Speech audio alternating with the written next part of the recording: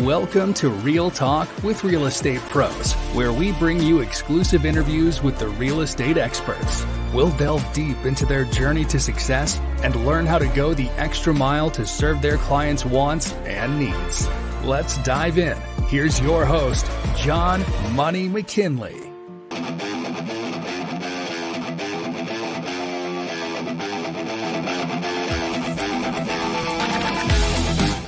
Good morning, everyone. It's John Money McKinley back with another edition of Real Talk with Real Estate Pros. And today is a special day. I have my studio just about completely remodeled. So please, everyone, do me a favor. Let me know what your thoughts are of the new revised show. Spent a little bit of time over the past couple of weeks getting everything in line. Really got a lot of good things that we're going to be bringing to you this year, and want to make sure I have a format that will allow the guests that I have on the show. We're always bringing to you great guests. We have real estate experts. We have people in our local communities that are talking about what's going on in the world of real estate. Because let's be honest, one of the largest things that we all share and experience on a daily basis is real estate, whether we're going out shopping or whether we're talking about the homes we live in. But with all that said, once again, we are on Facebook and YouTube every Wednesday at 11:30 a.m. Central Time. And if you would please do me a favor, like, subscribe, and share, and let people know about what we have going on here. Also, let them know we are always looking for real estate experts to be guests on the show. But with all that said, I would like to invite back on our featured guest. He comes on once a month. Him and I get together. We kind of go over what's going on in the world of real estate in our backyard. We also dig into the world of credit and mortgage finance, because that's something that affects a lot of us. But with all that said, I'd like to go ahead and welcome Mr. Greg West. How are you doing this afternoon, Greg? Pretty well, bud. Appreciate you having me back on. I really appreciate having you on, brother. And how have you been since the last time we were on? I know it's been a few weeks anyways. Lots of crazy stuff going on in the hidden mountains of Kentucky where you're secretly hiding from the credit authorities. Yeah. Things went well. Weather's a little crazy. 70, 20, 30, 70 again. It's weird. But other than that, things went well. Oh, okay. Well, with all of that said, I'd like to definitely jump into, we're going to do a little bit, we're going to go a little shorter than we normally do on the news stories, not as much going on as there normally is in the world of real estate. We're going to dig in today as well. Greg's really going to dig into the top 7 credit mistakes that people make. So this is something I think you all will really appreciate, and we're going to dive deep into that. But let's kind of dig into a little bit what's going on in the world of real estate.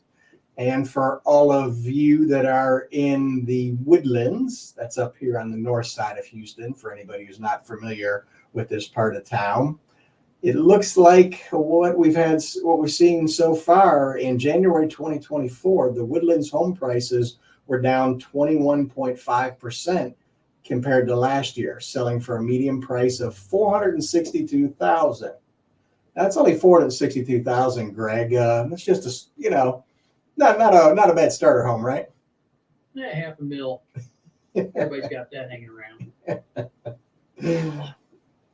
And on average, homes in the Woodlands sell after 22 days on the market compared to 18 days last year. And there were 68 homes sold in January this year, down from 84 last year. And, granted, now this is kind of going on the downward trend of things. But if we really honestly look at it, I think a lot of us can agree that the real estate market, along with a lot of other stuff, has really gotten overinflated lately. Would you? Sure. Yeah, absolutely. Not only real estate, but other things, like you said, food, vans. We were looking at a new van. I was like $50,000. Damn. Yeah. You can't keep printing stuff and not having inflation into everything that's priced in dollars. So you're talking, we're not talking a full-size van. Are we talking a minivan, Greg? Yeah, minivan. $50,000. Yeah. 2024 Sienna. Wow. Yeah. But the sad thing is, a used one's not going to be much cheaper, is it? No, no. I remember buying my first house in 2003. It was 40 grand, I think. It was a little starter home for us. Wow. Yeah, things have Mm-hmm. definitely gotten a little elevated. So it's kind of good news that we are experiencing a little leveling down. And I know with a lot of the people I deal with, there seems to be a little more home sellers that are wanting and willing to help out with some of the closing costs, which helps people get into a home today. So that's a benefit there. But we'll take a look here briefly at some of what may have been causing this going on in the world of elevated real estate. And this is talking about hedge funds. I'm sure you've heard about the nice folks of the hedge funds, haven't you, Greg? Oh, sure. And buy up everything. And what we've seen, hedge funds and other institutional investors have actively been buying single family homes for several years now, a trend that intensified since the 2008 financial crisis, aka the mortgage meltdown. And this is something that's really causing a lot of issues going on. Is, in case you all aren't familiar with this, a lot of these hedge funds are going in there and they are purchasing not just one single family rental house, they're purchasing multi single family rental homes. They're going into some places into brand new neighborhoods and getting with the builder and buying up every house in that section of the neighborhood and turning them into rentals, which that has put a huge hurt on people who are looking to be able to, just afford a single family home. Yeah. As long as those things, you own nothing and be happy. Yeah. We'll see. I've heard that from somewhere, Greg. Where have I heard that before? Her name's Klaus, I believe. Yeah. Ah, yes, just a nice individual. But with that said, we'll get to our next segment here. I know this is one that's become a popular favorite that we like to do, and I'll have our guest co-host here bring it on and let us know what our next section is. It's time for real estate in space, where only NASA knows if it's real or if it's CGI. All righty. We like to take real estate everywhere. I like to help people out and let them know what's going on with real estate in their own backyard. But, Greg and I go that extra mile for you. We even go all the way up into the outer edges of where real estate may be. And always find some good stories about real estate in space. And have you heard about this, Greg? The Americans said that they went back to the moon again. Yeah, I heard that. Saw a little article there with the funny picture of the the simulated thing on its side. I thought that was a Lego at first. Yes. I don't know what that thing is. I was looking up the stories for the real estate in space. I was like, is he playing with a Lego? But I think they put some sort of device on there where they could like push an arm out there and pop it back up standing. But what do I know? I don't know. But yeah, it looks like that the lander caught a foot into the surface and the lander has tipped. Is what Steve said. He's a chief executive of Intuitive Mechanics. And he illustrated the status of the lander with the small model of it. And here we can see it clearly fell over on its side. And apparently, from what they're saying here, it landed a little too fast. And you ever jump off something a little too high? You fall a little faster than you think you do, Greg? Lean forward. Yep. Exactly. Maybe they should put shocks on this for the future. I'm just putting that out there. I think they should give it an arm so push up, move it around. Exactly. Do like the Knight Rider, put a little turbo boost on it somewhere. Put a little camera on the end of its arm so it can take a selfie, show us what's up. Exactly. That'd be nice. But that leads us to our next story, which this is something that caught my eye. Luxury space tourism company shows off its capsule designed to float to the edge of space with a massive balloon. Yeah, I saw that too. That's usually these stories. I just don't know how it's ridiculous. I don't know how they're going to do it, but this one looks plausible. Well, they're a Florida-based startup. Yeah. And they recently unveiled a test capsule of the new Neptune spacecraft. The Neptune is expected to start carrying passengers into the stratosphere using a massive balloon instead of rockets as early as next year. Here's my question for you, Greg. Balloons can pop, can't they? They can, yeah. I'm just putting that out there. I mean, I don't know how comfortable I would feel getting in a big hot air balloon, for lack of a better word, and being up there at the edge of space. And we have a malfunction with the balloon. Long drop. Yeah, I don't know, but yeah, like I said, look, you can sit up there, see how nice that is. You can actually be there in the look out over the horizon, Greg. Price was reasonable too. It was 125,000 or something. Oh, is that reasonable for what you're doing? Yeah. Oh, okay. Yeah, plans to conduct its first manned test flights by the year's end. Really? Okay, so they're supposed to be doing this by the year end, and flights for 1,750 ticket holders in 2025.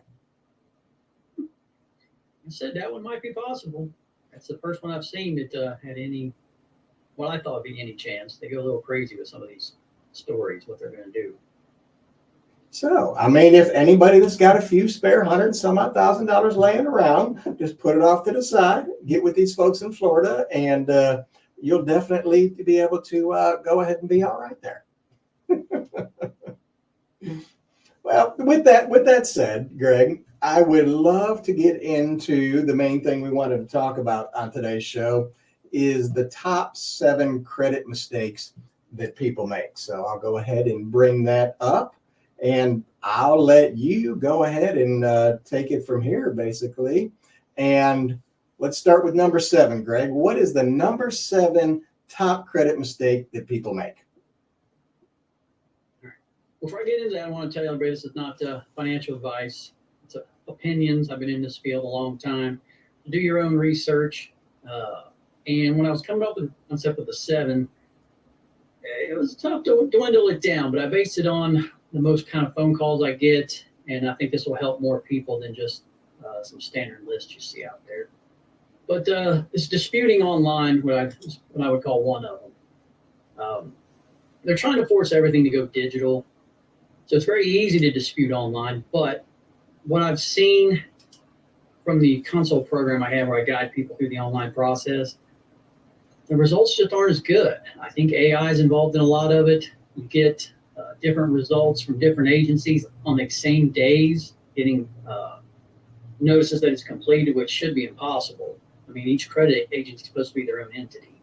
So what I recommend, if you're going to do it yourself, you want to file it by paper. Send it certified mail because you want to let them know you're serious.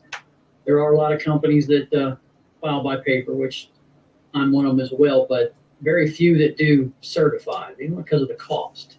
So if you do it yourself certified, that way you have with a return receipt request, you have a paper trail if needed, and they know you're serious, and you've got records to keep it. You know when you send it, you know they got it. That way, if they don't respond, you've got some actions you can take, and you get better results when there's more, in my opinion, more human beings involved, which is going to be through the mail and the paper process. Okay, so you're seeing a lot of stuff happening where they're kind of doing the push, which, of course, you and I, Greg, have noticed this for a while, that there seems to be a push to push everything digital and remove a lot of the physical aspects of everything. So your biggest tip on this one is, hey, stay offline, go old school way, write a letter.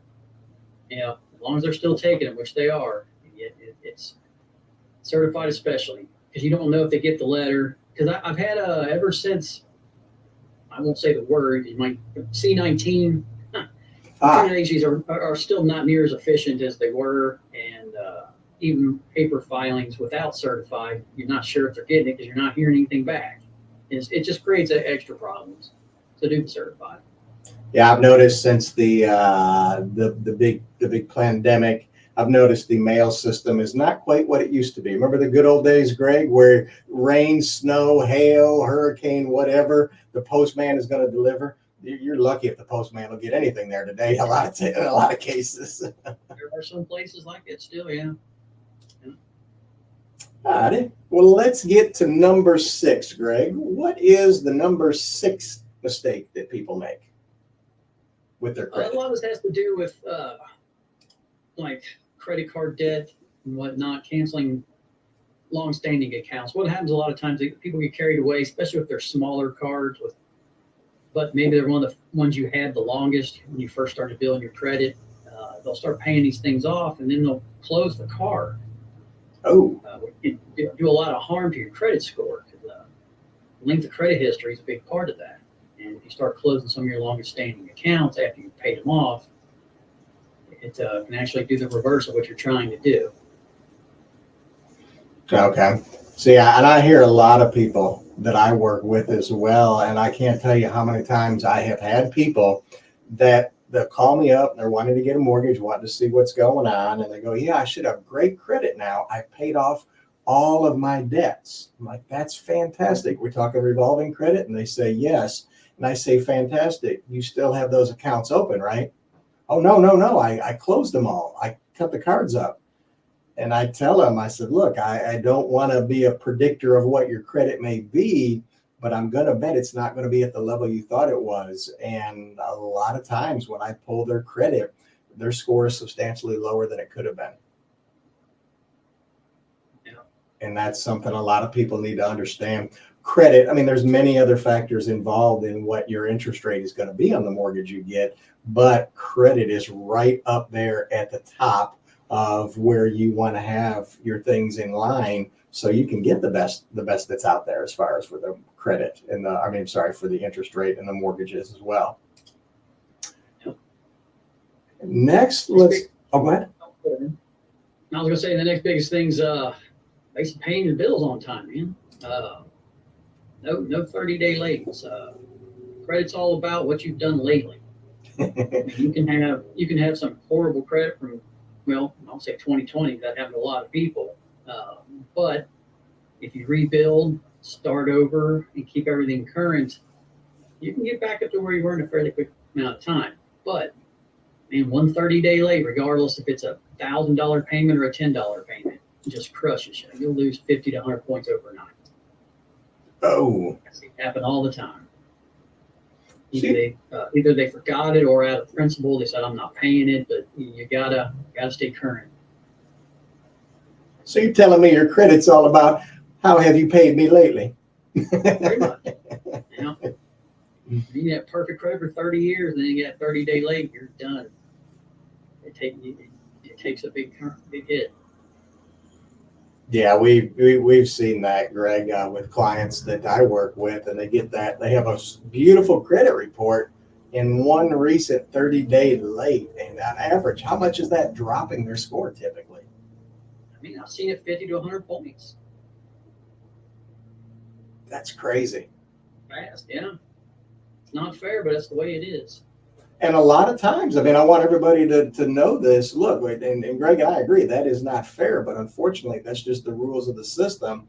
And in every case, and I talk to these people, you can clearly say these are not deadbeats who don't pay their bills. These are actual people that pay their bills. And for whatever reason, whether it's the bad mail system or for whatever reason, a lot of it is the automatic, because a lot of people get set up on automatic debits, and they get a card that changed, or their Visa, MasterCard, bank card changed.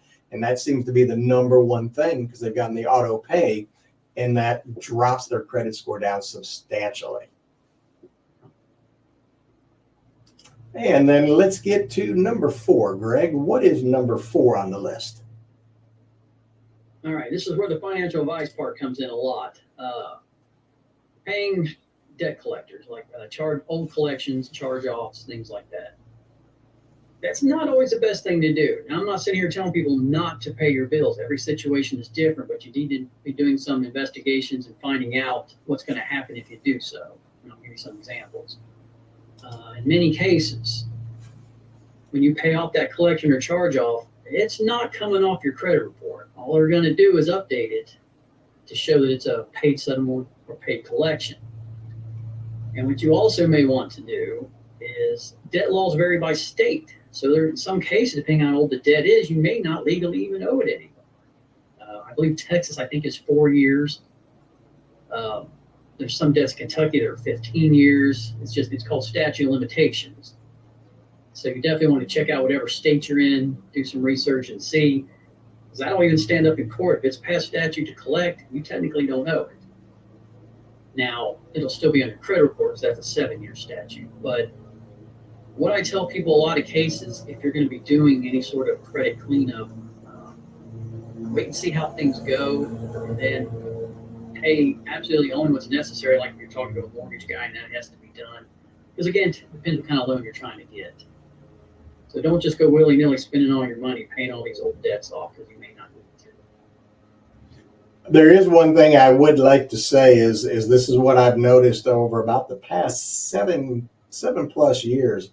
You got to be careful with the credit cards that a lot of the creditors now are wanting to put judgments against people. Yep. And a judgment will come and haunt you, because even if it gets taken care of on your credit, cleaned off, all that other stuff, when we go to the public records and find that judgment, that can, in a lot of cases, cause an issue for folks. And I will throw a little something since you mentioned that. Actually, judgments don't show up on credit reports anymore. Right, but they do show up in the records, the public records. Right. So what I tell people trying to get a mortgage is get your LexisNexis report. Those are free, and that way you can kind of head off anything like that before you get in the middle of a loan. And that LexisNexis, I'm glad you mentioned that, because that's a big reporting agency that a lot of us mortgage folks use now, and that gives us the information on judgments and other items like that that could affect and cloud title. Now, Yep. The good thing, once again, I'm not a financial advisor either. In the state of Texas, unsecured debt cannot attach to your homestead. So if you have, and I recommend this to everyone in Texas, if you buy a home to live in, you owe it to yourself to get that home homesteaded as quickly as possible, because that's one of your greatest protections of your homestead. That's a good example of learning your state debt laws. In Kentucky, they'll attach it right to your home. So, Oh, anyway, we got to get going. yeah. And number 3, Greg, what is the big one for number 3? And I had Chad, my assistant, made the thing fall into her, so I apologize. Filing bankruptcy. Now, there are cases where bankruptcy is the best route to go, but now I'm going strictly from a credit perspective. I get a lot of people so I have an actual bankruptcy attorney I work with in another state, and they end up sending people my way because a lot of people will call a bankruptcy attorney trying to clean up their credit. Like the debt is so old, and they just think that that's how it works, but it doesn't. Unless you're actively in massive amount of debt, getting ready to be sued, potentially losing stuff, and just under harassment, bankruptcy is not always the best option to clean credit, because bankruptcy eliminates the debt, assuming you qualify for Chapter 7. But credit, it all still remains. They just changed the status of it. It'll say included in bankruptcy, but it'll still be under your derogatory credit. So don't go filing bankruptcy just thinking it's going to clean up your credit. Save those filings if you really have financial distress, because you can only file once every 8 years now. Also, too, another important thing I want everybody to know is when you do file bankruptcy, that is once again another public record, and that will limit the time until you can apply and you can apply anytime for a mortgage, but being able to qualify for one, that's going to put a hindrance upon you as well for years. So, and the bankruptcy is one of the exceptions to the 7-year statute as well. It's 10 years from date of filing bankruptcy. That's how long it stays on your credit. Yeah, on our loan disclosures, that's one of the questions we have on there. Have you filed bankruptcy? Yeah. And that's So even if you somehow got it removed for whatever reason, you can't lie about that on those apps. You guys tell me fine.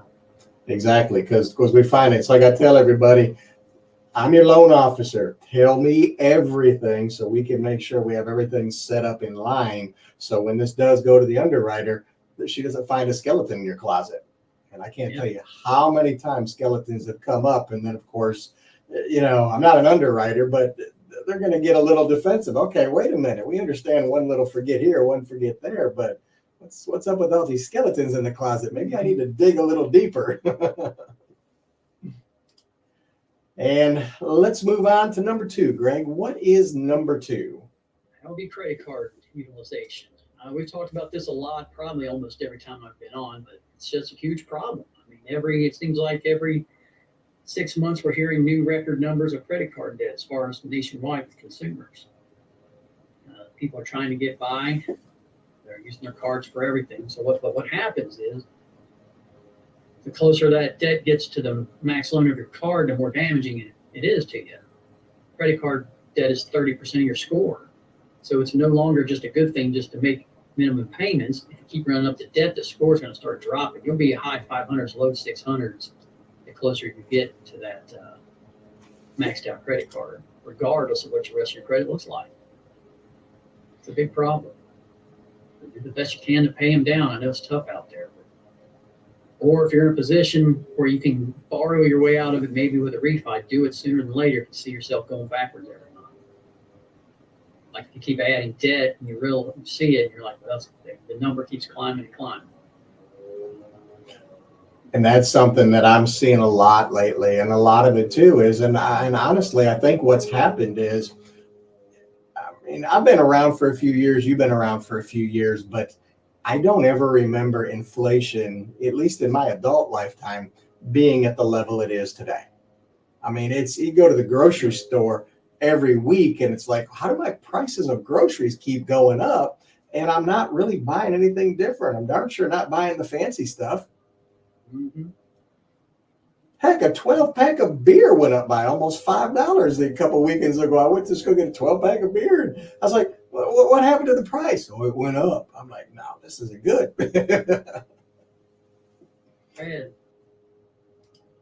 And, of course, only making the minimum payments, too. That's another big one, too, that crushes people. Yeah, and a lot of people think if they're making those minimum payments, they're doing well, which they are because they're not letting you go 30 days late. But the debt's not going down. You're burying yourself farther with that. And then, Greg, what is the number one credit mistake that you see people making going on? Now, I understand this may be a little more of a complex answer, but please. It is. Talking to the right guy. And I'm not even saying I'm the right guy. I'm just saying it depends on your situation. Everybody's different. So when someone calls me, I don't immediately go into what credit repair is. I'm trying to find out what situation they're in. If you go searching around online, on something you want done, you'll get different advice from, say, a mortgage broker, a regular banker, a bankruptcy attorney, credit card counselor, credit professional like myself. You'll get different answers on different things because they got to handle things differently. For instance, and you can probably vouch for this, if there's a bunch of old collections and charge-offs on that credit report, mortgage guy is probably going to say, we need to pay those because they're not going to be able to get the loan for the mortgage. But if they're not needing a mortgage, that's not necessarily a good strategy to go paying those like we talked about earlier. So anybody that I talk to, I try to, if they're not who I'm looking for, if I'm not who they're looking for, I send them to the right person, whether it be a bankruptcy attorney because of their situation, mortgage guy. So that's the big thing. Because you got to realize any place you get advice on the net, they're probably selling you something. So you got to take the time to figure out exactly what you're needing, wanting, and then talk to the guy that can give you the best information. You telling me that we shouldn't go to your brother-in-law or the people on social media for your credit advice? We're on social media, but yeah, brother-in-law, guy, the neighbor next door, the guy who's never done anything like that. Now, I will make a comment on the social media, and this is weird because we're on social media, sort of, YouTube. But back, and I'm during C19, because I ran across this when I was actually researching some of this stuff. They've actually got software for credit repair businesses out there. So you have a lot of people that opened up a new business because they didn't have anything else to do during lockdowns or whatever. So you got a lot of people claiming to know to do things have only been doing things a few years. Perfect example is a message I got from a client from a TikTok ad. Oh. And of course, it's all marketing. It says there's this get your credit cleaned, everything off there, 90 days, this new law. And then my client sent it to me. It was the FACT Act law. Well, it's not new. It's been around since 1972. But it is new to some of these guys that just opened up their businesses. So you just got to be careful and probably get different perspectives. Talking to the right credit professional is going to be one of the biggest advices out there for people. Absolutely. You got to talk to the right person.